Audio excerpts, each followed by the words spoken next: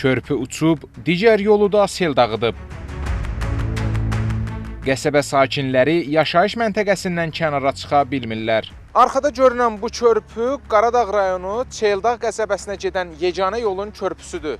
Bildirirlər ki, bu körpü təxminən 1 il öncə uçaraq yararsız hala düşüb. Sakinlər üçün bu hissədən yeganə bir alternativ yol çəkilib. Lakin bir neçə gün öncə yağan intensiv yağışlar nəticəsində yağış suları bu yolu yuyaraq yararsız hala gətirib. Qəsəbə sakinləri paytaxtla əlaqələndirən yolları olmadığından körpünün digər tərəfində qalıblar. Bu səbəbdən də bizə müsahibə vermək üçün çətinliklə yanımıza yaxınlaşdılar. Sakinlər məhz problemlərini kamera qarşısında dilə gətirmək üçün orada dayanıblar. Yol olmadığı üçün nə onlar bu tərəfə keçə bilirlər, nə də biz onların yanına gedə bilirik. Lakin yenə də bura gəlmək üçün mübarizə aparırlar.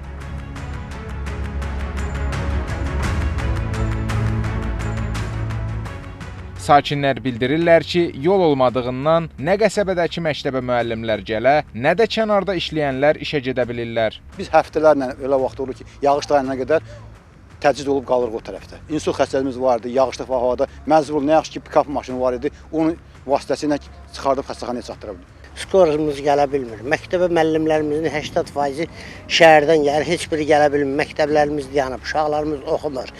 Xəstələrimiz var ki, evində çörək bişirə bilmir. Qoca qadındır, yaşlı insandır. Aşağıdan çörək alırlar, yol yoxdur ki, gedib çörək alsınlar. Vəziyyət buradayıq. İşə də müraciət edirik. Kimə problemli işdir lazımdır? Bir gün gedə bilmərsən işə, 2 gün gedir. Mən 5 gün işə gedə bilmirəm. Kimə deyəsən, necə eləyəsən bilmirik. Sakinlər yolun uçmasına səbəb kimi ağır tonnajlı yük maşınlarını göstərirlər. Gecə vaxtı 20 ton hesablanmış maşınlar 60 tonluq yüklə keçirlər bu yoldan. Bu da asfaltın çökməsinə, körpünün uçmasına səbəb olur. Avtomobil Yolları Dövlət Agentliyindən Xəzər xəbərə bildirildi ki, hazırda vətəndaşlar üçün alternativ yol var və nəqliyyatın hərəkəti bu istiqamət üzrə təşkil edilib. Uçmuş körpünün yaxınlığındakı yol son günlərdə yenidən yuyulub. Hazırda suyun səviyyəsinin azalması gözlənilir. Su çəkildikdən dərhal sonra qeyd olunan müvəqqəti yolun bərpası istiqamətində müvafiq işlərə start veriləcək. Sakinlər isə alternativ yolun təpəliklərdə keçilməz olduğunu bildirirlər. Elbrus Kərimli, Ramil İbrahimov, Xəzər xəbər.